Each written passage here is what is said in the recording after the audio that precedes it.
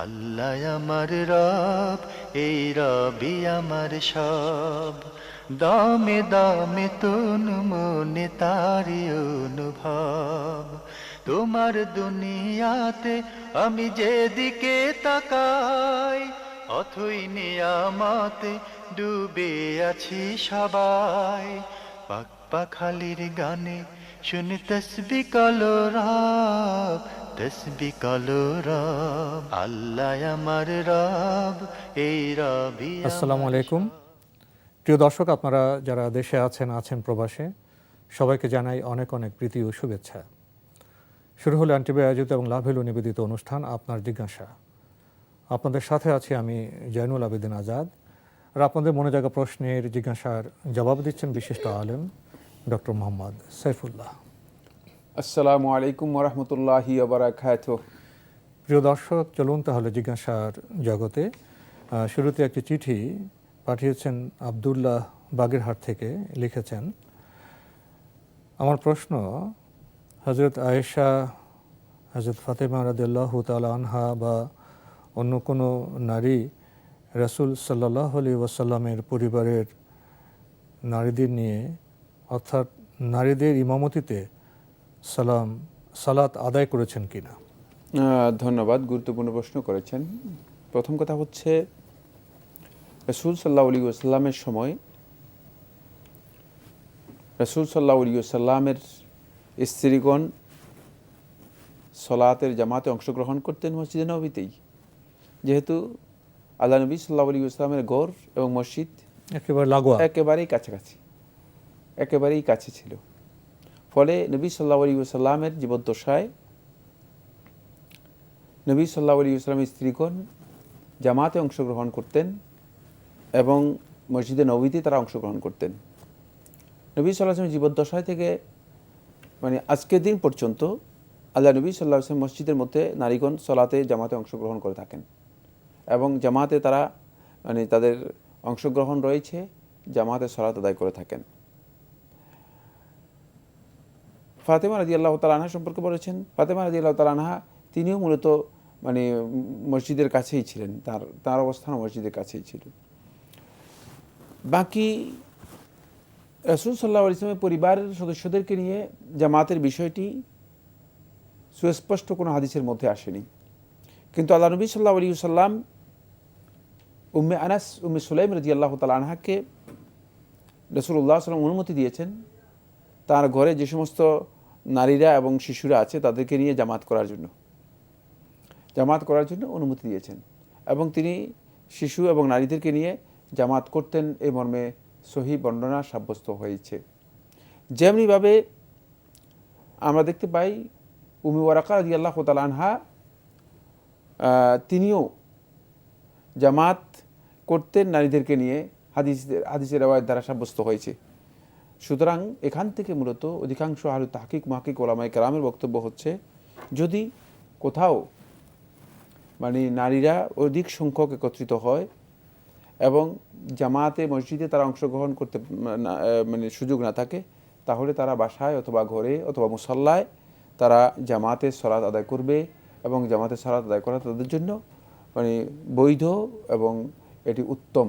জামাতে অংশগ্রহণ করাটা তাদের জন্য উত্তম, তারা জামাতে সালাত আদায় করবে। সেক্ষেত্রে একজন নারী ইমামতি করবেন, যিনি ইমামতি করার যোগ্য, অর্থাৎ তাদের মধ্যে আকরাউহুন্না লিকিতাবিল্লাহ, তাদের মধ্যে যে সবচেয়ে বেশি আল্লাহ রাব্বুল আলামিনের কিতাবের জ্ঞান রাখেন, তেলাওয়াত করতে পারেন, তিনি মূলত সেখানে ইমামতি করবেন।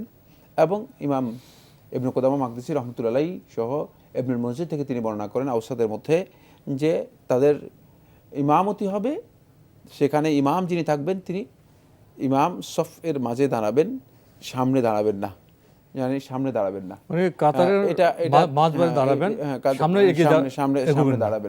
সামনে দাঁড়াবেন না, কাতারের মধ্যে দাঁড়াবেন।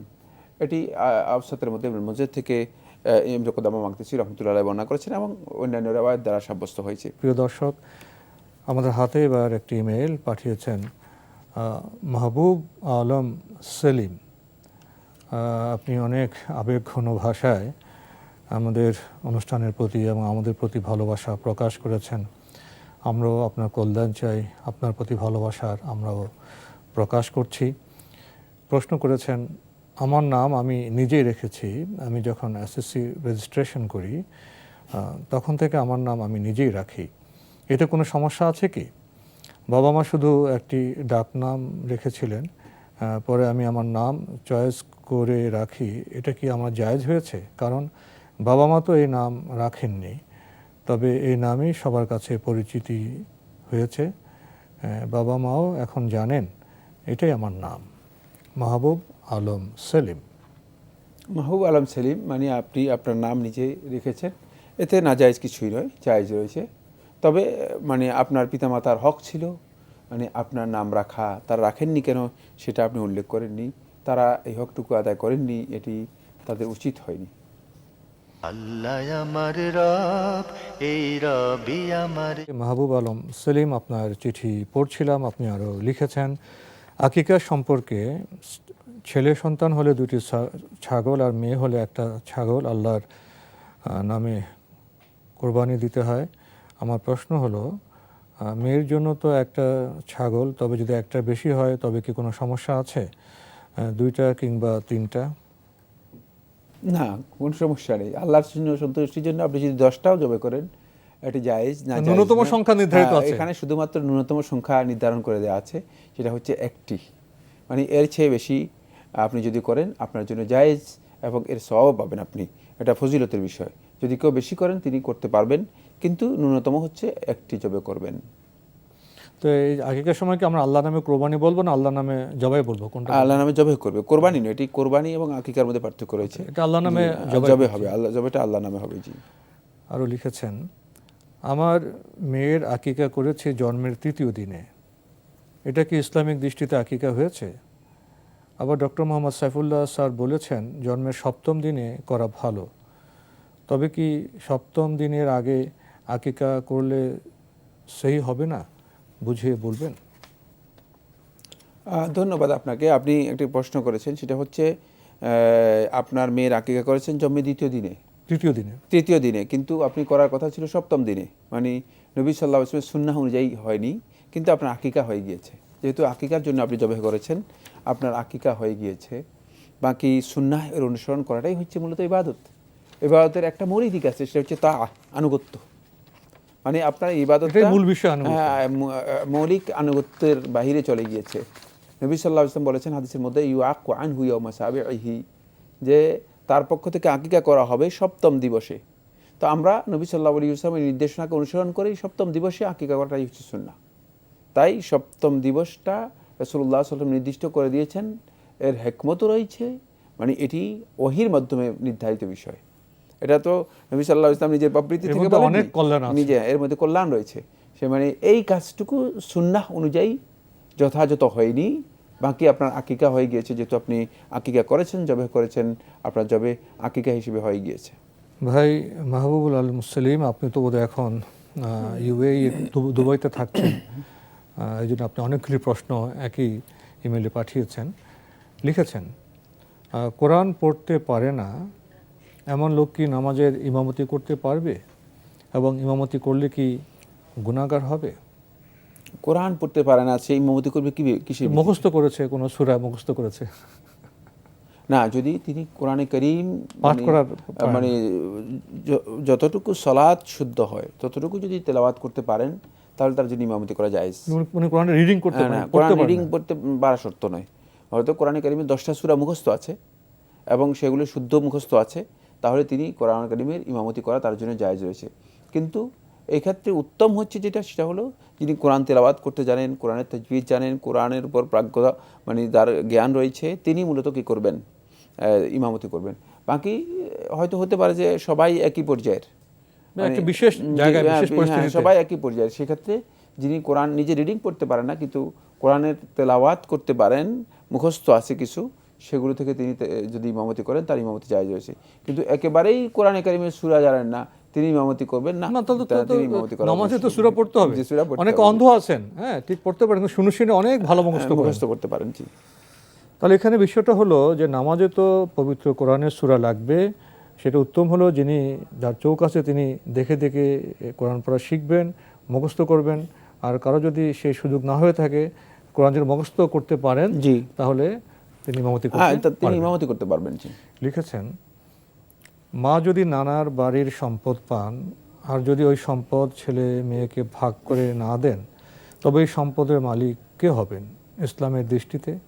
আর আমি শুনেছি ওই সম্পদের মালিক নাকি শুধু মেয়েরা হয়। ইসলাম কি বলে বুঝিয়ে বলবেন? আর ছেলে মেয়ের সমান অধিকার কিনা এ বিষয়ে বলবেন। প্রথমত মালিক কে হবে? প্রথম মালিক হচ্ছে মা হবে, কোন সন্দেহ মাই তো নেই। মালিক। মাই মালিক হবে। এখন মা সেটাকে বন্টন করে না দেওয়াটাই হচ্ছে মার বিধান। তিনি বন্টন করবেন না তার জীবদ্দশায়। ইন্তেকালের পরে তার মৃত্যুর পরে ইসলাম যেভাবে বন্টন করতে বলেছে সেই প্রক্রিয়া বন্টন হবে। আর ইসলাম এর বন্টন প্রক্রিয়া হচ্ছে মানে দুইজন নারীকে যা দেওয়া হবে, একজন মানে ছেলেকে তা দেওয়া হবে, মানে দুইটা মেয়েকে যা দেওয়া হবে একটা ছেলেকে তা দেবে, অর্থাৎ 2:1। 2:1 এটা একেবারে সকল সম্পদের ক্ষেত্রে, মায়ের সম্পদ হোক, দাদার সম্পদ হোক, বাবার সম্পদ হোক, মানে সকল সম্পদের ক্ষেত্রে ইসলামের বিধান হচ্ছে এটি। ইসলাম এভাবেই এটাকে বন্টন করেছে। ছেলে এবং মেয়ের ক্ষেত্রে ইসলামের এই বিধানটি অত্যন্ত গুরুত্বপূর্ণ। ফলে ইসলাম নিশ্চিত করেছে প্রথমে নারীদের হক।